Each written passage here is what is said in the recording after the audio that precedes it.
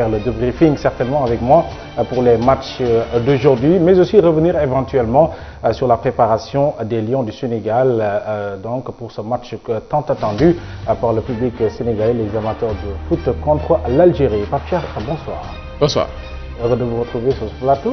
Idem pour moi. Alors, je vous donne rendez-vous tout à l'heure. Nous démarrons comme d'habitude l'actualité, le journal de la CAN par l'actualité de la tanière.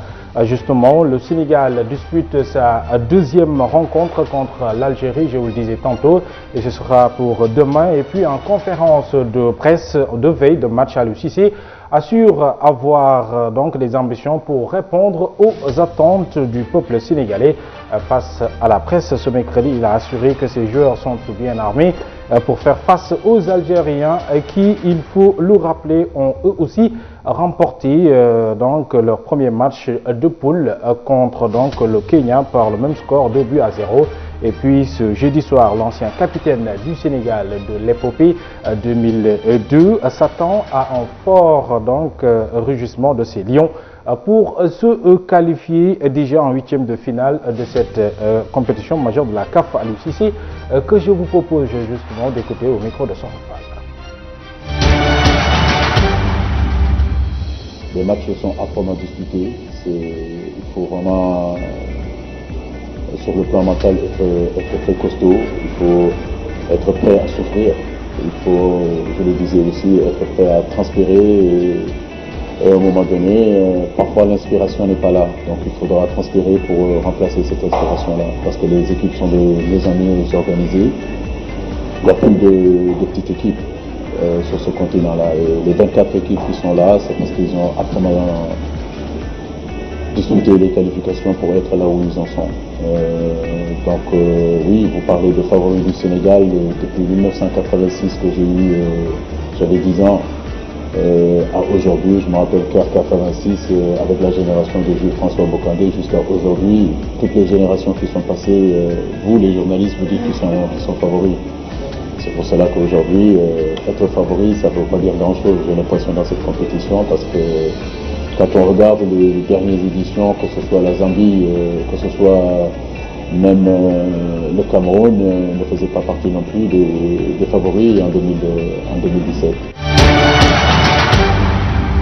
Et puis nous restons toujours avec l'entraîneur, le sélectionneur national, Aliou Cissé, qui déclare en conférence de presse qu'il n'y a pas de plan Mahrez ou qui que ce soit. Aliou Cissé justement compte sur le potentiel 10 joueurs pour remporter ce match. Aliou Cissé toujours au micro de Sokhna Fall. Le Sénégal aujourd'hui est doté d'énormes individualités. Aujourd'hui, la seule chose qui nous intéresse, c'est d'aborder cette rencontre avec beaucoup de lucidité et beaucoup de concentration. C'est ce que nous allons faire. Il n'y a pas de plan anti-Mahrez ou plan anti-Brahimi ou plan anti-Feghouli. Je crois qu'aujourd'hui, ce qui nous intéresse, nous, c'est aborder ce match-là, comme je le disais tout à l'heure, avec beaucoup de sérénité, jouer le match qu'il faut au moment où il faut, quand il le faut. C'est surtout ce qui est important. Et comme je le dis, dans ce match-là, il n'y a rien de décisif. C'est le deuxième match de poule qui est important, mais il n'y a rien de décisif.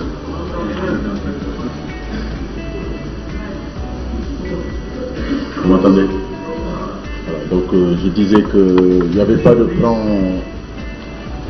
anti-Mahrez, anti-Feghouli ou anti-Brahimi. Je crois que ce sont de très grands joueurs. On connaît leurs individualités. Henri l'a bien dit, on connaît l'équipe algérienne, qu'on a énormément de respect pour cette équipe-là. Et oui, c'était donc à l'instant l'entraîneur Aliou Cissé qui se dit prêt pour le match contre l'Algérie. Et puis le Sénégal prépare un match important dans cette Coupe d'Afrique des Nations. Les Lions du Sénégal feront face à l'Algérie ce jeudi pour le compte de la deuxième journée. Abdoulaye Diallo, le gardien de but des Lions, s'est exprimé également au micro de Sokhna Fall lors de la séance d'entraînement d'avant-match. Le portier René a abordé également l'état d'esprit du groupe. Il a donné son avis sur leur adversaire redoutable, l'Algérie. Le voici au micro de Sokhna Fall. Beaucoup de gens vont nous attendre comment sur ce match-là. Inch'Allah, on sera prêt pour le jeu. J'avais vu, c'est quoi de suivre la CAN sur le banc après avoir été titulaire lors de l'édition 2017? Ça fait partie du football, c'est comme ça, les choses se suivent et ne se ressemblent pas forcément. Voilà, il y a 2 ans, j'ai joué la CAN, aujourd'hui je suis remplaçant, mais je suis très content d'être là. On est avant tout une équipe, on est 23 joueurs, prêts à tout donner pour notre équipe et pour notre pays. Donc voilà, on se tient tous prêts. Comment vous voyez Oui,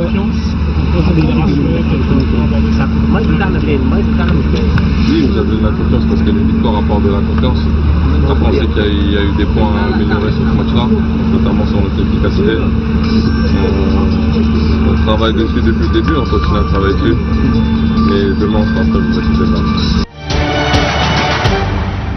Et puis le ministre des Sports du Sénégal, Matar Ba, a misé sur son pays pour la victoire à l'issue donc du duel qui oppose les Lions du Sénégal au Fennec d'Algérie ce jeudi au stade du 30 juin du Caire. Un match comptant pour la deuxième journée du groupe C de la CAN 2019. Et puis de passage au terrain d'entraînement des Lions ce mardi, le patron du sport sénégalais ne semble pas être ébranlé par l'équipe algérienne, Matar Ba, que nous vous proposons d'écouter au micro de son page. Je suis sûr qu'ils vont aborder le prochain match avec beaucoup de sérénité et beaucoup d'engagement parce que nous sommes là pour un objectif et nous sommes en train de nous donner les moyens aussi pour atteindre cet objectif-là. Mais c'est ensemble qu'on va le réussir. On n'a pas besoin de leur parler de patriotisme, ils le savent, c'est des Sénégalais comme nous. C'est un rappel tout court pour qu'on sache qu'on est là pour un objectif, battons-nous pour arriver à concrétiser cet objectif-là pour le bonheur de l'ensemble des Sénégalais. L'Algérie et le Sénégal, c'est toujours un derby. C'est un match technique. Je pense que tous ceux qui aiment le football viendront voir, parce que ça ne sera pas un match qu'on va vendanger comme ça, tirer par-ci, ça sera trop technique. Et jusqu'à la preuve du contraire, je sais que le Sénégal va battre l'Algérie. Mais quand on a Mahrez, on a notre Sadio Mané aussi. Moi, je crois aux valeurs sénégalaises. Et je sais que nous avons une très grande équipe qui n'a peur d'aucune équipe. Nous respecterons l'Algérie, mais nous nous battrons aussi pour gagner. Parce que nous sommes là, nous sommes des compétiteurs, on est là pour gagner. Et puis le Sénégal affronte l'Algérie demain jeudi pour la 22e fois, tenez-vous bien, 4e fois en Coupe d'Afrique des Nations. Un bilan qui met en faveur les Fennecs qui comptabilisent en tout et pour tout 11 victoires en toute compétition confondue avec 6 nuls et 4 défaites. Comme pour dire la rencontre de demain sera justement l'occasion pour les Lions de renverser donc la tendance ou de continuer à subir quand même les lois dictées par les Fennecs. Suivons ce point justement de Mamba Ndiaye pour plus d'éclaircissement. Toutes compétitions confondues, les Lions du Sénégal rencontrent les Fennecs pour la 22e fois. C'est jeudi. Constat, sur les 21 confrontations, l'Algérie en a remporté les 11, 6 nuls comptabilisés et 4 défaites. Avec au total 31 buts inscrits par les Fennecs contre 18 encaissés. L'histoire interrogée renseigne qu'en CAN, les Fennecs mènent avec 2 victoires et 1 nul pour les rencontres amicales, 10 au total, 6 en sol algérien. Les Fennecs sont devant avec 5 victoires, 3 nuls et 2 défaites. En ce qui concerne les confrontations officielles, éliminatoires CAN comme Coupe du Monde, sur les 11 confrontations, les Fennecs se sont encore illustrés devant les Lions du Sénégal, 6 victoires, 3 nuls et 2 défaites. En somme, 21 matchs au total, 3 en CAN. Avec les Algériens qui restent sur 2 victoires et 1 nul, les deux formations se retrouvent demain jeudi pour la 4e fois en CAN. Une victoire pour les Lions du Sénégal est synonyme d'abord de tickets validés pour les 8e de finale, mais surtout un renversement de la tendance sur l'Algérie qui a longtemps dicté sa loi au Sénégal.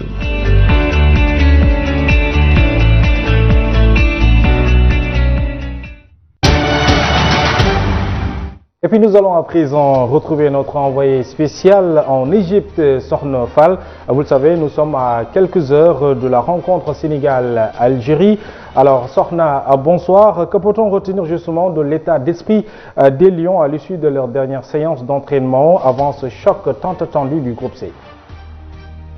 Bonsoir Mohamed Diop. Les Lions du Sénégal effectuent leur dernière séance d'entraînement avant le match tant attendu contre l'Algérie. Ce sera demain, ce jeudi, l'Algérie qui est aussi prête pour affronter le Sénégal. On le surnomme le choc de cette poule C. C'est un match très convoité par tout le monde. Aujourd'hui, on peut retenir en conférence de presse Aliou Cissé qui a aussi dit ses sensations pour ce match. Il va prendre match par match. Ce n'est pas un match décisif, mais un match important. Le Sénégal a la possibilité quand même, s'il gagne, d'ouvrir les portes des huitièmes de finale.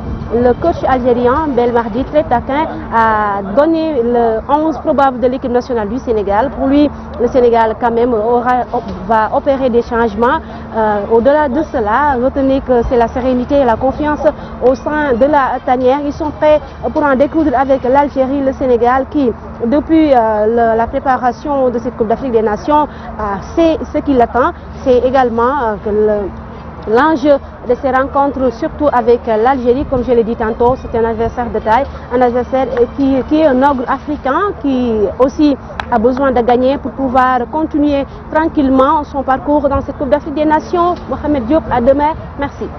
Merci à vous, Sorna. Nous te retrouvons demain justement pour d'autres informations de la tanière. Alors, Pape Cheikh, vous avez suivi avec nous l'actualité de la tanière. Comment est-ce que vous voyez dans un premier temps l'état d'esprit du coach, des jeux, mais en même temps du staff pour mieux préparer justement cette rencontre? Le maître mot du coach, du côté du ministère et même de la bouche de Sorna Farkan, c'est la sérénité. S'il y a cette sérénité et que ça s'avère réel, le Sénégal n'a pas à s'inquiéter. Parce que le Sénégal a les arguments. Quand même, sur le papier, cette équipe sénégalaise est supérieure à celle-là algérienne. Voilà, s'il y a cette sérénité, il n'y a pas de souci, le Sénégal va passer tranquillement. Bon, le match aussi, Sorna Fall l'a dit, c'est un match important, mais pas un match décisif. Mais important, très très important pour les Lions comme pour les Fennecs. Il s'agit simplement de montrer sa suprématie dans ce groupe et de donner des signaux forts au reste, aux autres équipes de la compétition. Souvent, les équipes qui vont jusqu'au bout, ce sont celles-là qui ne perdent pas de match en cours de route, surtout en phase finale. Le Sénégal a montré un visage serein lors de son premier match face à la Tanzanie, mais ce n'était que la Tanzanie.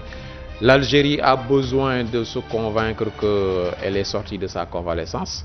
Le Sénégal a besoin d'honorer son statut, parce qu'il y a, quoi qu'on puisse dire, un statut de première nation de football sur le continent en entrant à la CAN. Donc il faudra que le Sénégal fasse respecter ce statut. Et donc pour les huitièmes, la première place est d'autant plus importante que ça va vous permettre de ne pas vous déplacer.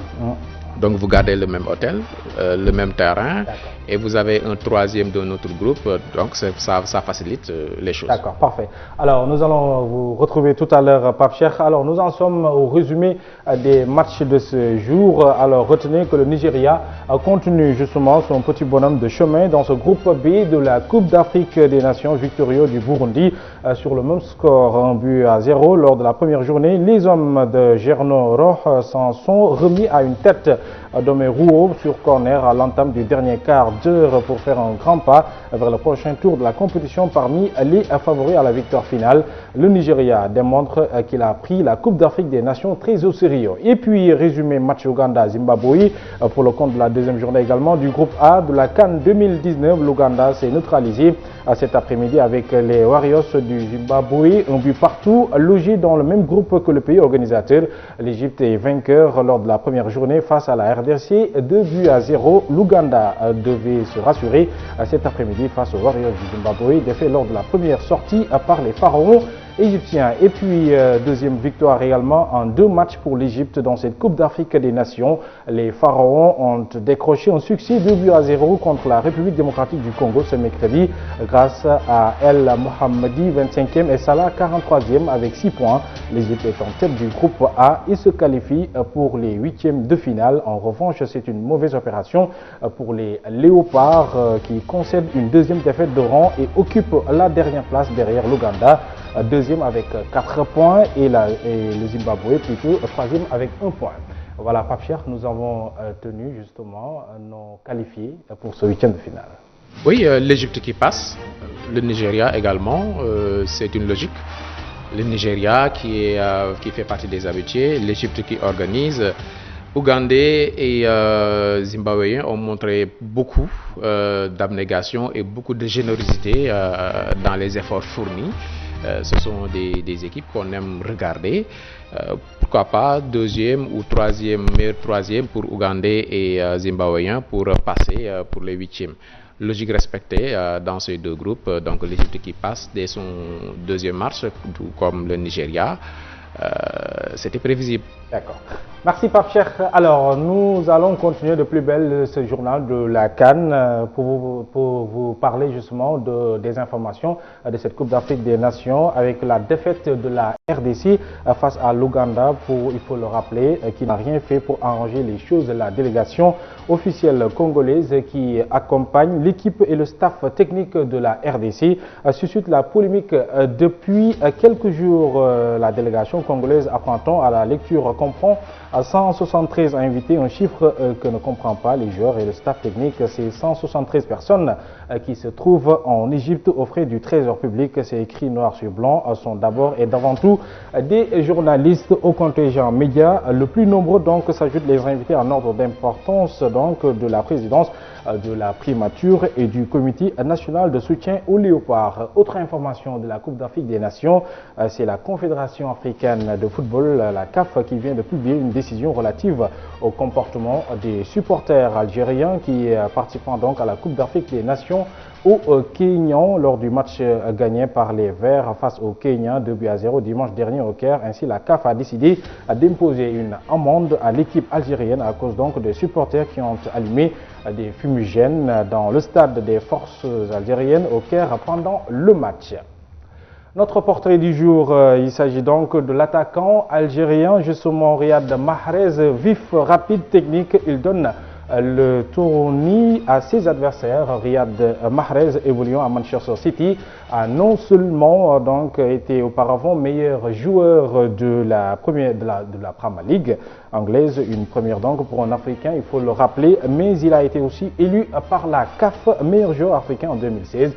Son portrait nous est dressé donc par Sadio Ka.